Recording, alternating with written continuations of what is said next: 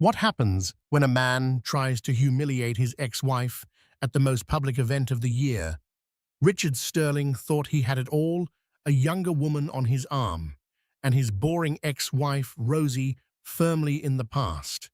He paraded his new life at the glittering St. Regis Gala, expecting everyone to admire him. But he made one critical mistake. He never imagined the woman he cast aside would re-emerge from the ashes of their marriage, not as a victim, but as a phoenix. Get ready for a story of betrayal, revenge, and a transformation so stunning it stopped the entire city in its tracks. The Crystal Ballroom at the St. Regis was a galaxy of its own, a universe where money and power orbited each other in a dizzying, dazzling dance. Chandeliers like frozen waterfalls dripped light onto the city's elite. The air thick with the scent of expensive perfume and even more expensive ambitions hummed with the low murmur of conversations that could launch companies or end careers. Tonight was the annual Children's Foundation Gala, the undisputed apex of the social calendar, an event where being seen was as crucial as breathing. And no one understood that better than Richard Sterling. Richard, his silvering hair impeccably styled, his tuxedo tailored to within an inch of its life, surveyed the room with the proprietary air of a king examining his court. His hand rested possessively on the small of a much younger woman's back. This was Amber Collins, the press called her his companion. Richard preferred to think of her as his upgrade. With her fiery red dress clinging to a surgically perfected figure and her laughter loud and a little too bright, Amber was a living, breathing trophy. She was everything his ex-wife, Rosie, was not. "Isn't this divine?" Ricky Amber cooed, squeezing his arm as she spotted a congresswoman across the room. "Absolutely everyone is here." "They always are," Richard replied, his tone laced with the casual arrogance of a man who had never been denied anything. He took a sip of his champagne, his eyes scanning, assessing, cataloging. He was networking even in stillness. Every handshake was an investment, every smile a transaction. This gala wasn't just a party, it was a hunting ground. His gaze fell upon Jonathan Vance, a potential investor for his latest venture capital fund. "Excuse me for a moment, my dear," he murmured to Amber, his smile not quite reaching his eyes. "Work calls," Amber pouted prettily. "Don't be long. I feel so naked without you." Richard's answering smirk was thin. "You're never naked, darling. Not with that necklace on." He gestured to the cascade of diamonds encircling her throat, a piece that had once been a Sterling family heirloom, one he'd pointedly asked Rosie to return during their acrimonious divorce. Seeing it on Amber was a small, private victory that still brought him a sliver of satisfaction. As he moved through the crowd, a human shark parting the waters, he couldn't help but feel a surge of triumph. Life was good. Better than good. He had shed 15 years of a dull, predictable marriage and emerged leaner, sharper, reborn. Rosie, with her quiet intelligence, her classic but understated style, her preference for a library over a limelight. She had become an anchor. He was a thoroughbred, he reasoned, and he'd been shackled to a plough horse. He remembered their last argument before the final separation. He had called her plain. "You're just plain, Rosie." He'd said the words, slithering out with a casual cruelty he'd perfected over the years. "You have no spark, no ambition. Look at you. You're content to just be." He had expected tears of fight something. Instead, she had looked at him with a strange, clear-eyed serenity that he found unnerving. "You're right, Richard," she had said softly. "I am content to be. I'm just no longer content to be with you." The memory still pricked at him, not with guilt, but with irritation. It was her lack of a dramatic reaction that bothered him. It was as if she had already left him long before he had walked out the door. Their divorce had been finalized 6 months ago. He'd been generous, of course, or at least his lawyers had framed it that way. He gave her the suburban house, a comfortable alimony. What more could she want? She was almost 40, a ghost in the social world she had never truly embraced. Her life, he imagined, had shrunk, collapsing into a quiet beige existence of book clubs and gardening. The thought was vaguely comforting. "Richard, good to see you." Jonathan Vance greeted him with a hearty clap on the shoulder. Vance was old money, a man whose respect Richard craved. "Jonathan, you're looking well. The market must be agreeing with you."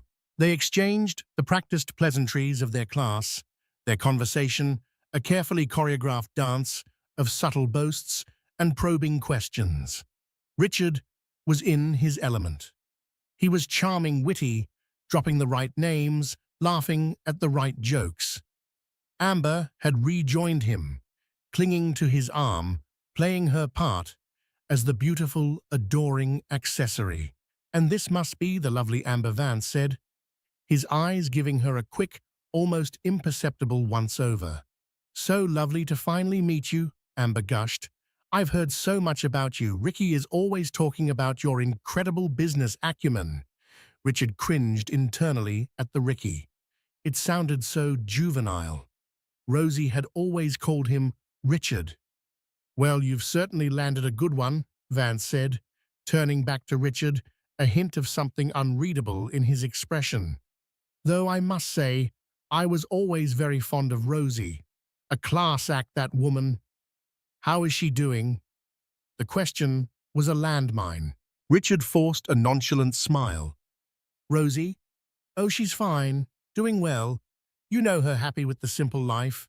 He made a vague gesture with his hand, as if describing a small, uninteresting creature. "I doubt this sort of thing is her scene anymore." "A shame," Vance said, his gaze drifting towards the grand entrance of the ballroom. "She had one of the sharpest minds I've ever encountered. Her insights on the board of the museum were invaluable." Richard felt a familiar flicker of resentment. People had always said that about Rosie. They'd praised her intelligence, her grace, her quiet dignity. He'd seen it as a reflection on him, a testament to his good taste. But over time, it had begun to feel like a competition he was losing. She had a light of her own, and he had wanted to be the only sun in their universe. "Well, she's focused on other things now," he said dismissively, eager to change the subject. "Now about that new tech fund." But Vance wasn't listening. His attention, along with that of several others nearby, was fixed on the massive ornate doors of the ballroom. A hush was beginning to fall, a ripple of silence spreading outwards from the entrance as heads began to turn. Richard followed their gaze, annoyed at the interruption. The arrival of a latecomer, no matter how important, rarely caused this kind of stir. A politician, maybe, a visiting royal, the crowd, near the entrance, parted slowly like the Red Sea, and through the gap, a figure emerged. For a moment, Richard's brain refused to process what his eyes were seeing. It was a woman. But that was too simple a word. She was a vision, a spectre of impossible elegance, gliding into the room. She wore a gown the color of midnight, a swath of deep blue silk that seemed to drink the light. It was cut with an audacious simplicity that screamed couture, clinging to curves he didn't know existed, and pooling at her feet like liquid shadow. A single, breathtaking diamond necklace, far more spectacular than the one on Amber's neck, rested against her collarbone. Her hair, which she used to wear in a sensible shoulder-length cut, was swept up in a complex, yet effortless-looking chignon, revealing the graceful line of her neck. But it was her face that caused the air to leave Richard's lungs.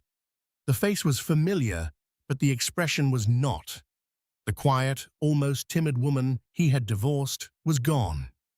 In her place was a woman of supreme, unshakable confidence. Her makeup was subtle, yet transformative, emphasizing high cheekbones he'd forgotten she had, and eyes that now seemed to hold a universe of secrets. And she was smiling. Not the gentle, accommodating smile he remembered, but a small, knowing smile of a woman who knew her own worth. Amber, sensing the shift in the room's atmosphere, whispered, "Who is that? She looks like a movie star." Richard couldn't answer. He couldn't breathe. His champagne glass felt impossibly heavy in his suddenly nerveless hand. The room, with its hundreds of powerful guests, its cascading chandeliers, and its buzz of importance, seemed to fade into the background. There was only the woman in the midnight blue dress, because he knew who she was. As she took another step into the room, a collective gasp seemed to follow her.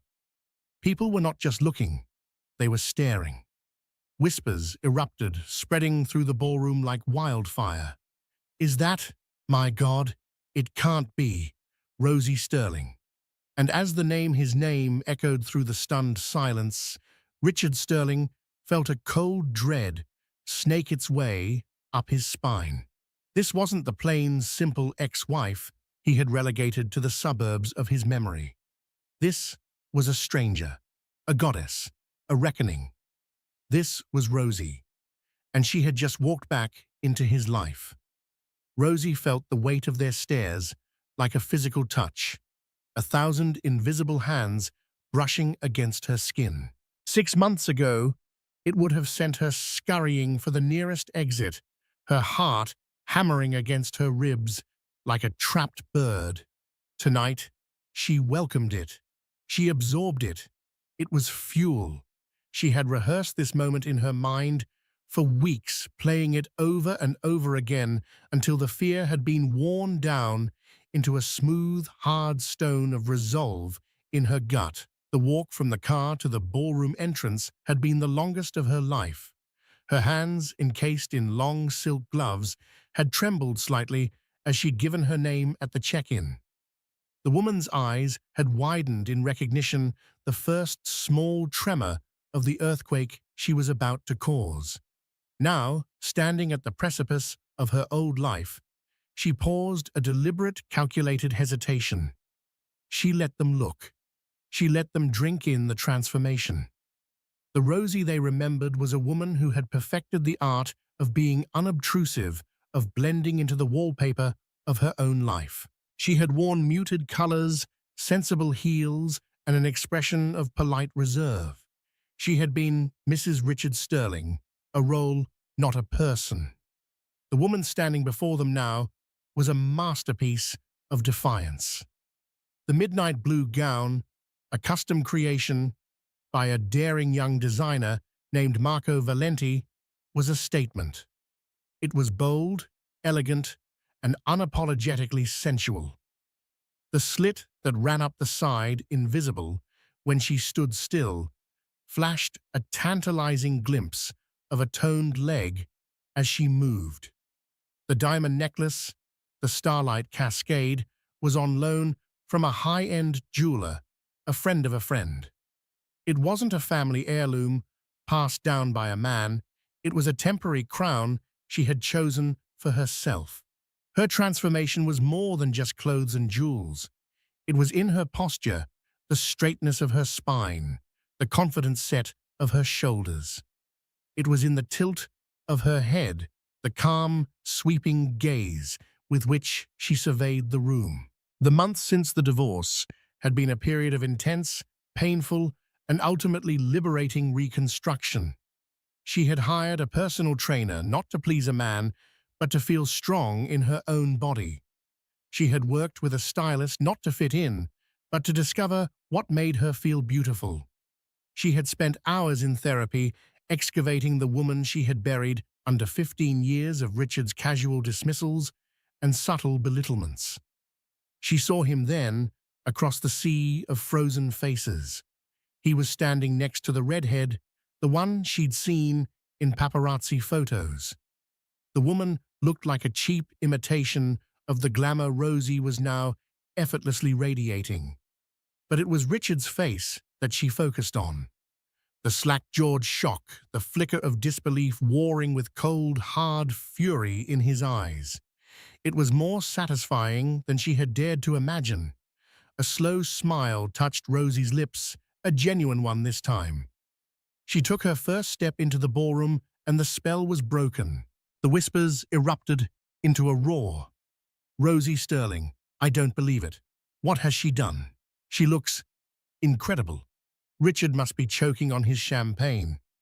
The last comment came from Beatrice Fairfax, the city's foremost gossip columnist, her eyes gleaming with professional delight. This was not just a social event anymore. It was a story. Rosie glided through the crowd, a serene smile fixed on her face. People she had known for years approached her with a newfound deference. The women who had once pitied her now looked at her with a mixture of awe and envy. The men who had barely noticed her before were now stumbling over themselves to catch her eye. Rosie, darling, you look absolutely breathtaking, gushed a woman whose name escaped her. Thank you, Carol, Rosie, said her voice smooth and even. She had made a point to remember the names of those who had been kind to her and to pointedly forget those who had followed Richard's lead in dismissing her. She was making her way towards the bar when a man stepped into her path, blocking her way. He was tall, with a rugged, handsome face that stood out amongst the soft, pampered men of Richard's circle. He had dark, intelligent eyes that held a hint of amusement. I apologize for being so forward, he said, his voice a low, pleasant baritone. But I have to say, your entrance was the most compelling thing I have seen all year. My name is Julian Croft. Rosie recognized the name immediately. Julian Croft was a self-made man, a tech billionaire, who had a reputation for being brilliant, reclusive, and utterly uninterested in the city's social games. He rarely attended these events. Rosie Sterling, she replied, extending her gloved hand. He took it, his grip warm and firm. He didn't bow over it in the flamboyant European style some men affected. He just held it for a moment, his eyes never leaving hers. I know who you are, Mrs. Sterling. Or is it Ms. Sterling now, Ms. Sterling, she confirmed, a spark of pleasure running through her at the simple affirmation. And please call me Rosie. Rosie, he repeated as if testing the name. It suits you, far better than the whispers I've been hearing. And what whispers are those, Mr. Croft, that you were a ghost? It seems the reports of your demise were greatly exaggerated. His smile was warm and genuine, and for the first time that evening, Rosie felt herself truly relax. Across the room, Richard watched this exchange with a mounting sense of rage. Who the hell was that man talking to his Rosie? Not his anymore. A nasty little voice in his head reminded him, but the possessive instinct was deeply ingrained. He saw the way the man was looking at her, the way she was smiling at him. It was a kind of easy, intimate rapport that he and Rosie hadn't shared in years. Ricky, who is she talking to? Amber's voice was shrill, cutting through his red-misted haze. And why is everyone staring at her? It's just your frumpy ex-wife. She got a new dress, so what? Shut up, Amber. Richard snapped, his voice a low hiss. Amber recoiled, her eyes welling with tears. Don't you talk to me like that. But Richard was no longer paying attention to her. He was watching Rosie and Julian Croft. He watched as Julian laughed, a deep, genuine sound that seemed to draw Rosie in. He watched as Julian gestured to the bar and offered her his arm. And he watched as Rosie took it, her gloved fingers resting on his forearm as they walked away together, the center of their own universe in the middle of the crowded room. The sight was a physical blow. He had created this narrative in his head, a story where he was the victor, the one who had escaped a dull life for a brighter, more exciting one. Rosie was supposed to be the tragic figure, the forgotten wife, fading into obscurity. But the woman in the midnight blue dress was not tragic. She was triumphant. And her triumph, he realized with a sickening jolt, was his humiliation. "Richard, I can't believe it's her," Jonathan Vance said, reappearing at his side. He wasn't looking at Richard. His eyes were fixed on Rosie. "My God, she's magnificent."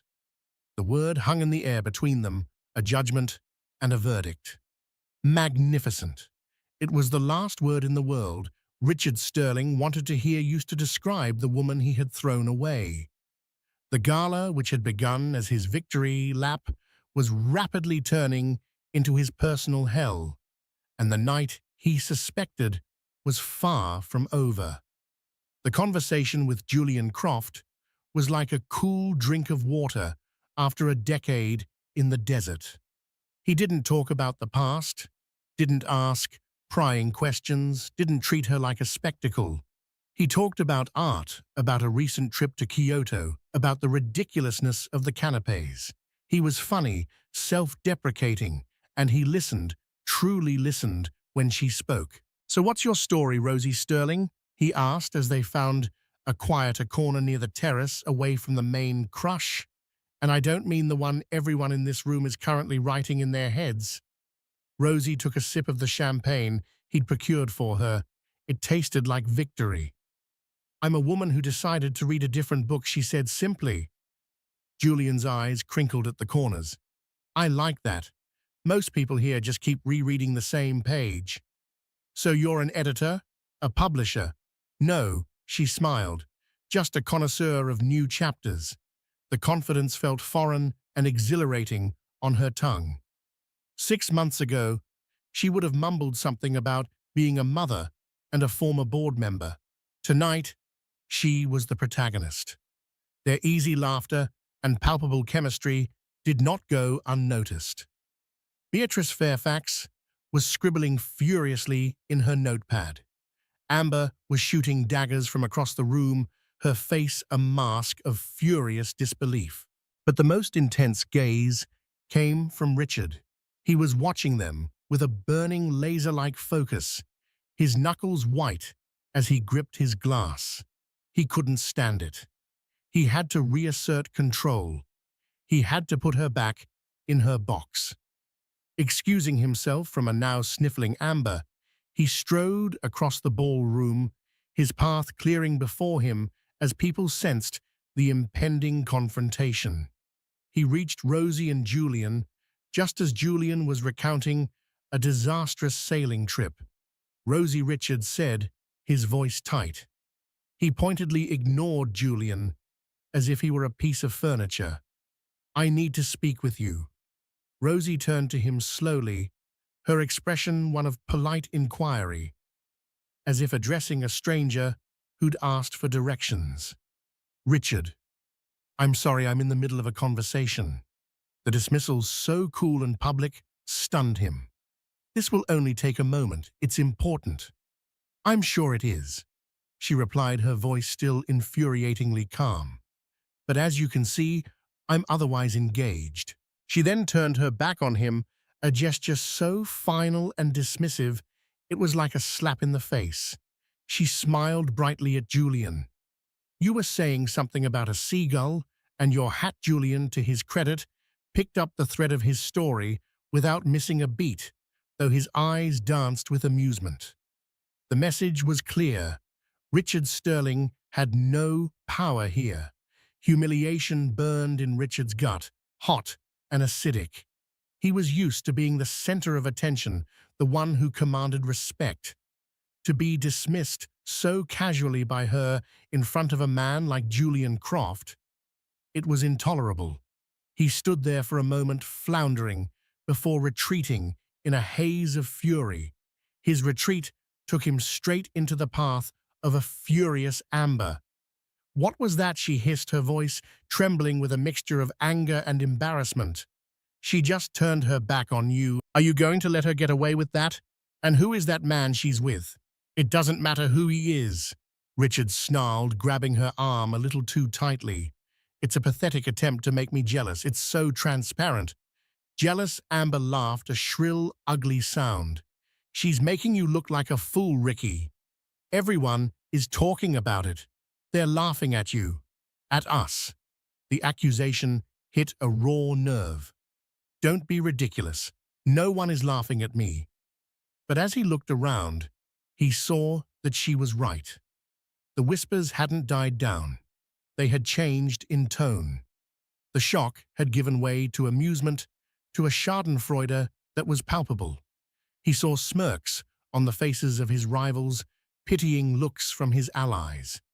He, Richard Sterling, the master of the universe, had become the butt of the joke at his own coronation. The root of it all, he knew, was Rosie. This entire fiasco was her fault. This calculated theatrical display was designed for one purpose: to humiliate him. He thought back to their marriage, to the countless times he had made her feel small, insignificant. He'd seen it as necessary, a way of maintaining the natural order of things. He was the star. She was the supporting cast. He remembered a specific incident about 2 years before the divorce. He had been up for a major promotion, a seat on the executive board. The final decision was coming down to him and another colleague. The CEO, a man named George Hamid, had hosted a dinner party for the finalists. Rosie had been seated next to Hamid, and she had, in her quiet way, charmed him. They had discussed modern art, a passion of Hamid's that Richard had always found tedious. The next day, Hamid had called Richard. "Your wife is a remarkable woman, Richard," he'd said, "incredibly bright. Her insights on the new acquisitions for the gallery were fascinating. You're a lucky man." Richard had gotten the promotion, but the praise for Rosie had soured the victory. It felt as though he had won on her coattails. That night, he had been cruel to her. Don't think that little performance last night meant anything, he'd sneered. Hamid was just being polite. "Stick to what you're good at: planning menus and looking pretty. Leave the thinking to me."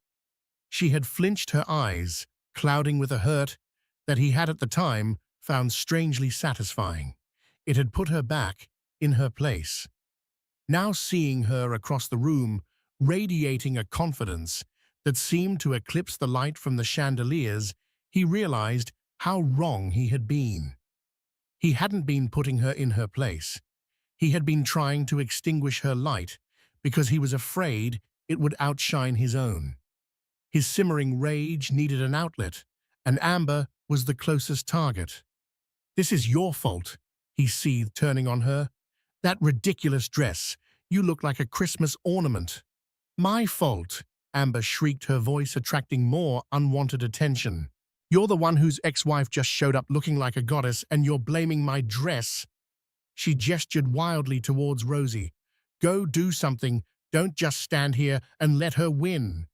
"It's not a competition," he insisted, even as he knew with a certainty that chilled him to the bone that it was. And he was losing. Meanwhile, Rosie was learning things. Julian Croft, it turned out, was on the board of the Children's Foundation. He was a major donor, but he usually sent a proxy to the gala. "What made you decide to come in person this year?" Rosie asked. Julian's gaze was direct. "I heard a rumor that the foundation was about to get a new, very dynamic board member. I was curious to meet her." He paused, a smile playing on his lips. "I believe her name is Rosie Sterling." Rosie's carefully constructed composure almost slipped. "You knew I may have had a hand in your nomination," he admitted. "I was on the committee. When your name came up, I remembered Jonathan Vance mentioning you. I did a little research. A woman who helped turn the City Museum's finances around with her fundraising strategies, who speaks 3 languages, and who has a degree in art history from the Sorbonne. You weren't just qualified, Rosie. You were a secret weapon they didn't even know they had. The validation was so profound, so unexpected, that Rosie felt a prickle of tears behind her eyes. She blinked them away fiercely. She would not cry. Not tonight. Richard never mentioned my work with the museum, she said softly, more to herself than to him.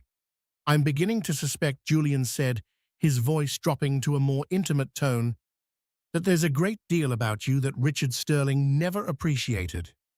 The warmth in his eyes was a balm on a wound she hadn't realized was still so raw. It was in that moment that she knew her transformation was complete. It wasn't about the dress or the necklace or the stairs. It was about this being seen, truly seen, for who she was.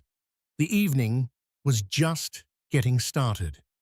The main event, the charity auction, was about to begin, and Rosie had a feeling that the real bidding had yet to commence.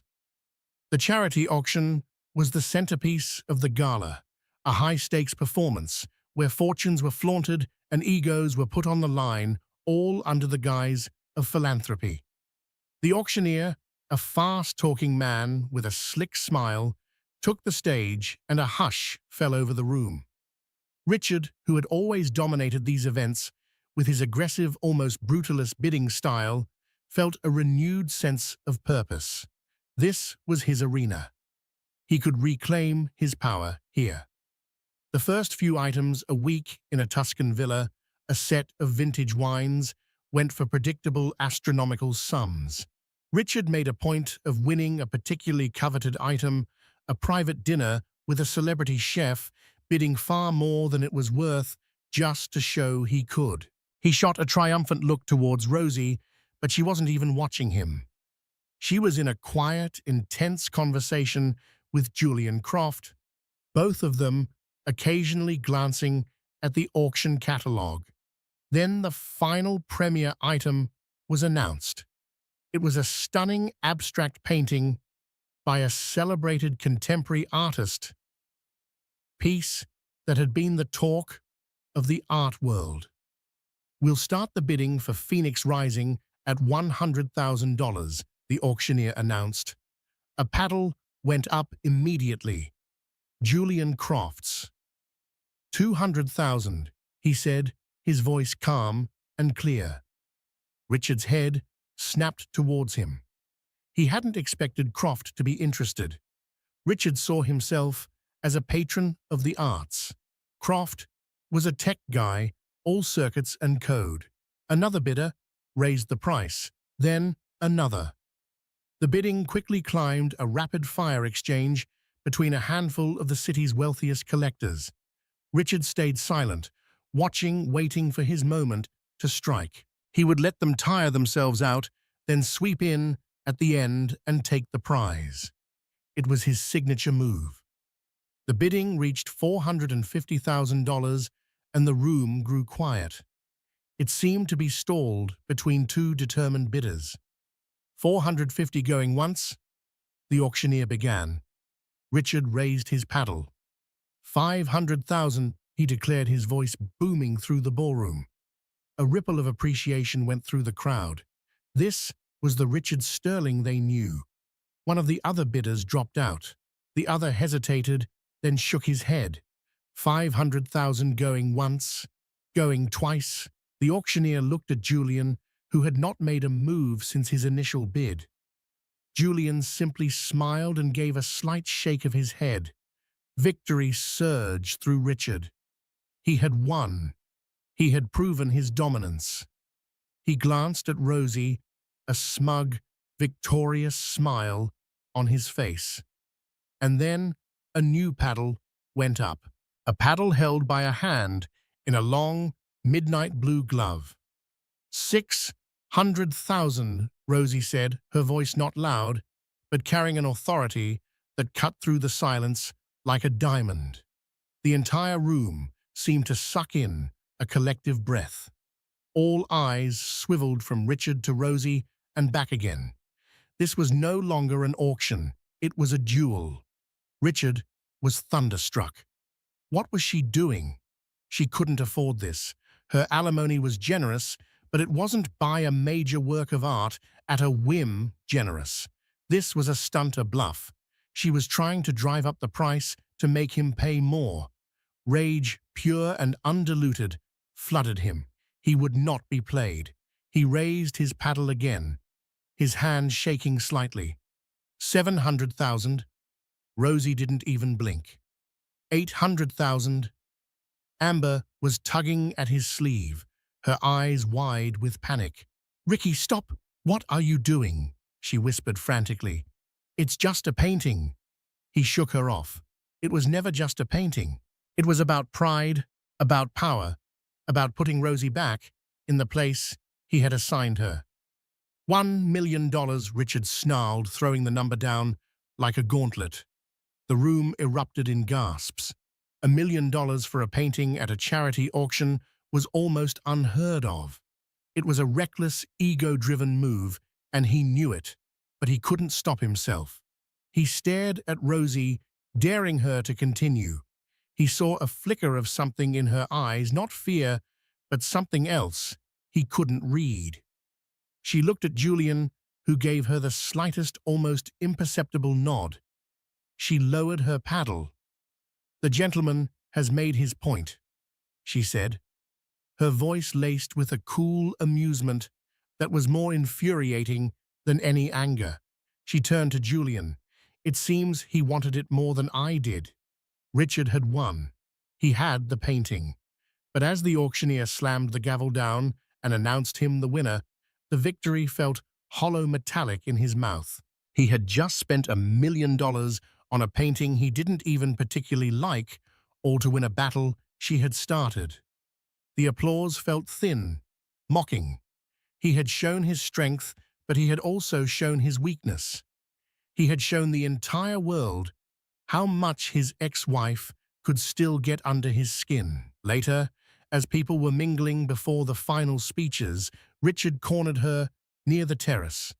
The fury he had been simmering all night was ready to boil over.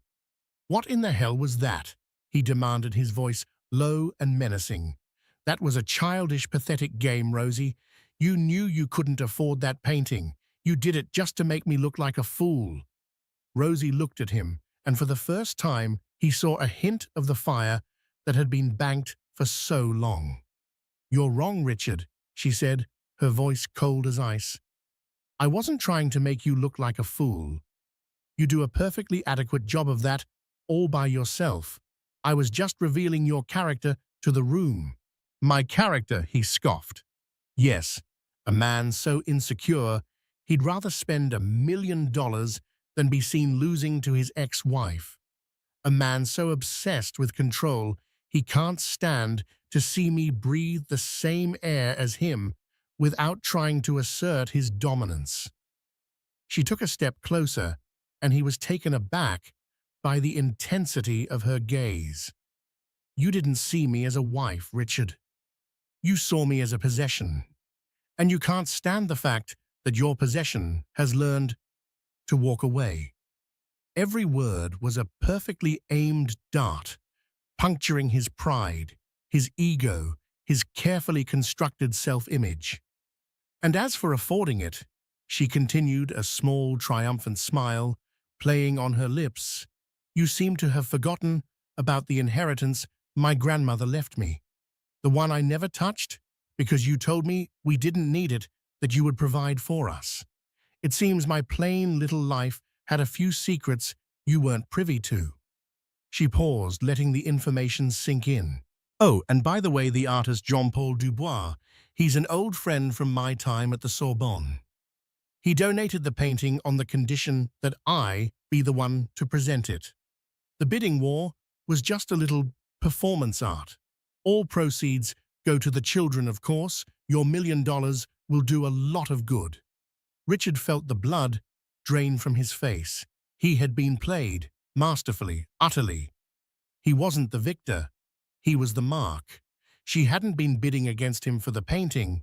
She had been using him to raise the price for a cause she championed with a painting donated by her friend. "You," he stammered, speechless, with rage and humiliation. "Me," she said softly. She looked past him, her eyes finding Julian, who was watching them from a distance, with a look of profound admiration. "Now, if you'll excuse me, the Foundation's new board member has a speech to give." She turned and walked away, leaving him standing there, his million-dollar victory feeling like a jester's cap on his head. He was Richard Sterling. He never lost. But as he watched Rosie take the stage to a round of thunderous applause, he knew with a certainty that was as cold and hard as the diamond on her neck that he had just lost something far more valuable than money. He had lost the war. The stage lights seemed to possess a consciousness of their own, seeking out Rosie and bathing her in a warm, impossibly golden glow. In their spotlight, the midnight blue of her dress deepened into the color of a fathomless ocean, and the starlight cascade at her throat fractured the light into 1,000 tiny, brilliant rainbows that danced across her skin. She didn't just look regal, she looked anointed. Serene, powerful, and utterly in command, she was the still point in the turning world of the crystal ballroom. The applause that greeted her was not the polite obligatory clapping for a donor's speech. It was a roar, a wave of genuine electric enthusiasm from a room that knew it was witnessing something seismic. It was the sound of a verdict being rendered. Richard stood frozen amidst the glittering throng, a ghost at a feast he had meticulously planned for himself. The champagne in his glass had gone warm, its bubbles dead. Amber, a splash of garish red in his peripheral vision, had long since detached herself from his side. He watched her melt into a clique of women who were now shooting him glances that were a poisonous cocktail of pity and morbid curiosity. He was an island, a rapidly eroding one, and the tide of public opinion was rushing out, leaving the jagged, ugly bedrock of his folly exposed for all to see. He had never felt so alone, in a room so full of people he knew. "Good evening," Rosie began. Her voice, amplified by the microphone, lost none of its intimate warmth. It resonated through the vast ballroom, a calm, clear tone that effortlessly commanded the attention of everyone present. "For 15 years, I attended this gala on the arm of a powerful man. I wore beautiful dresses, I smiled at the right people, and I wrote checks. I believed that was the scope of my ability to contribute. I was a passenger in my own life." Her eyes, calm and deliberate, swept the room, and for a fleeting, heart-stopping moment, they met Richard's. There was no malice in her gaze, no gloating triumph he could have armed himself against. There was only a kind of sad, piercing clarity, the look of someone seeing him for exactly what he was and finding him wanting. It was a look that stripped him bare. "It's easy to become a passenger," she continued, her voice drawing them in. "In fact, it's the most comfortable thing in the world. It's safe.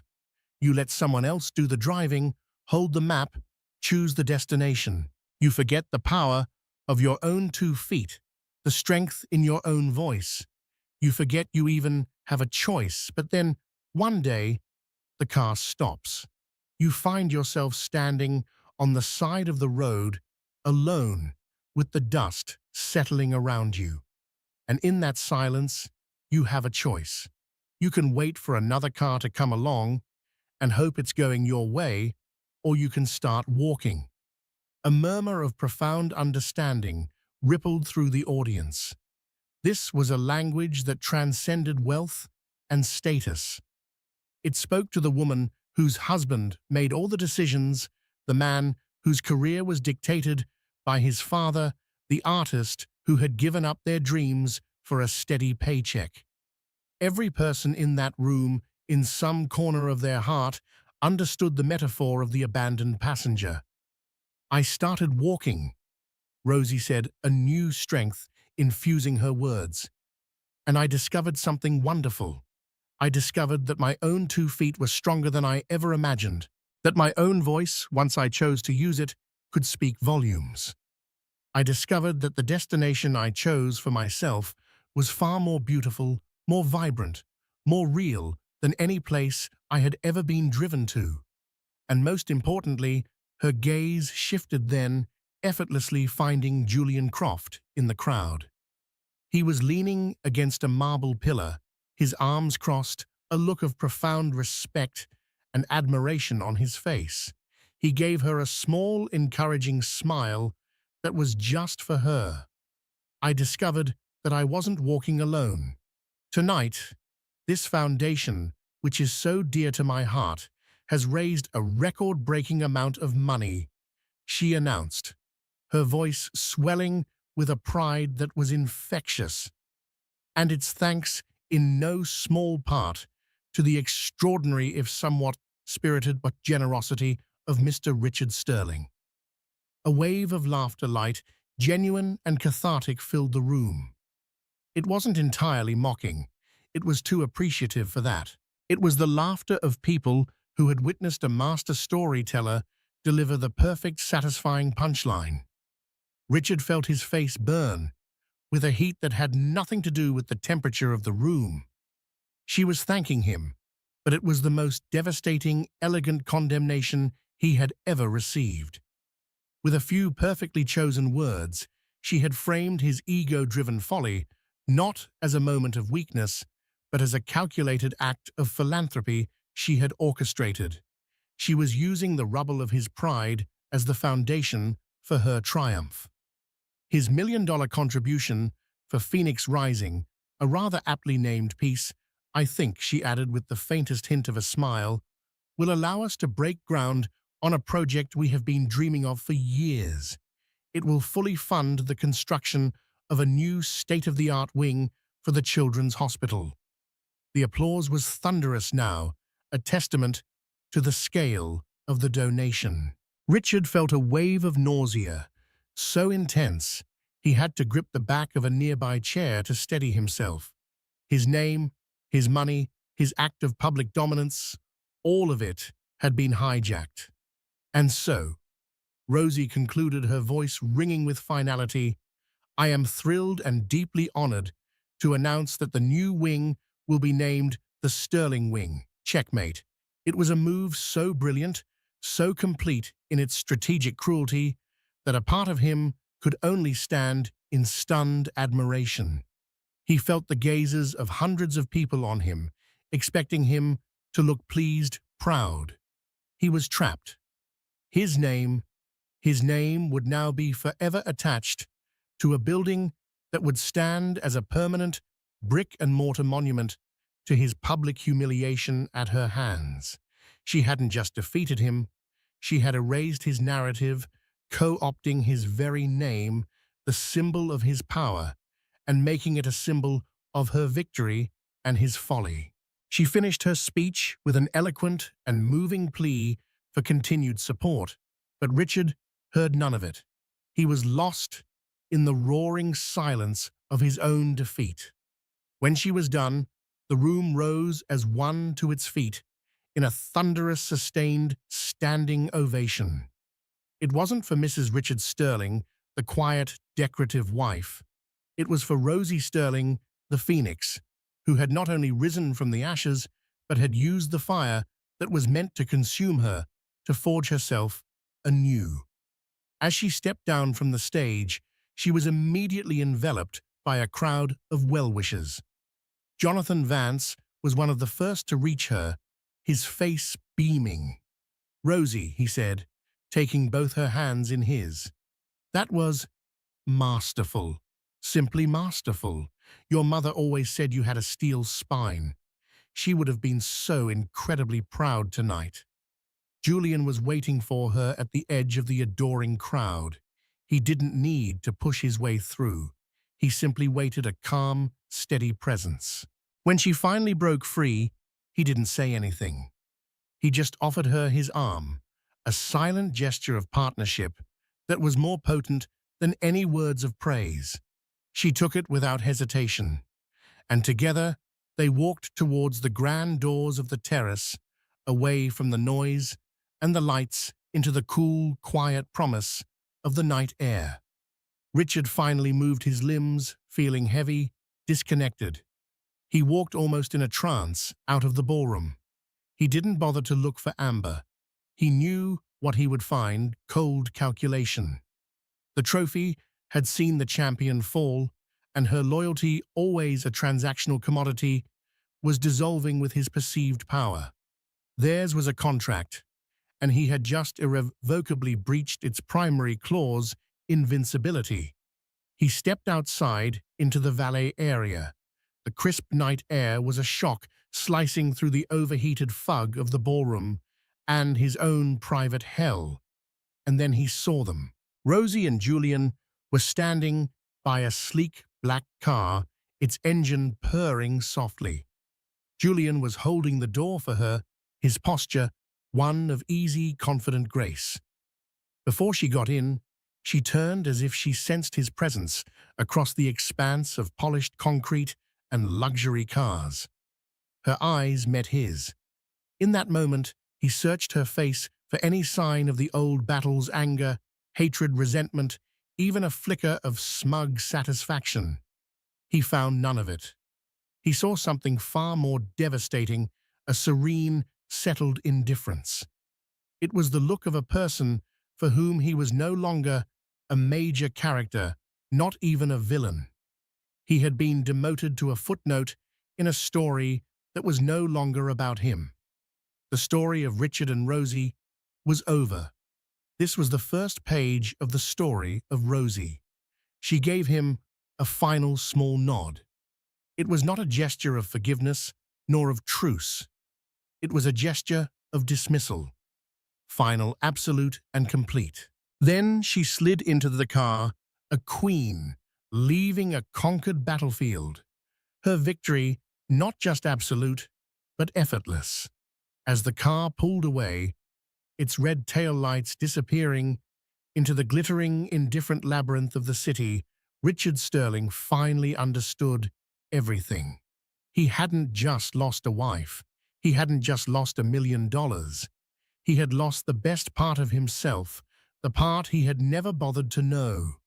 He had traded a rare, flawless diamond for a piece of shining glass, and he hadn't even realized his own poverty until he saw the diamond shining in someone else's light. He was left alone in the dark, with the hollow echo of applause for a triumph that was not his, and the bitter, metallic taste of $1 million mistake. The king was alone in his gilded cage, and for the first time, with a clarity that shattered him, he realized the door had been open all along.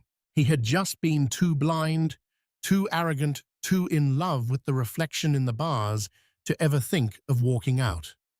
And that's how a woman who was cast aside as plain and boring showed an entire city that the most dazzling transformations don't come from a new dress or a new man, but from the quiet, unshakable discovery of your own worth. Rosie Sterling's story isn't just about revenge. It's about reclamation. It's about taking back the pen and writing your own story in your own words, on your own terms. She didn't just win the night, she won back her life, and in doing so, created a legend. What did you think of Rosie's epic comeback? Was Richard a villain, or just a fool who threw away his greatest treasure? Let us know your thoughts in the comments below. If you love stories of empowerment, intricate drama, and the sweetest, most satisfying karma, make sure you hit that like button, share this video with someone who needs to be reminded of their own power, and subscribe to our channel for more real-life dramas that will have you on the edge of your seat. You won't want to miss what we have in store for you next.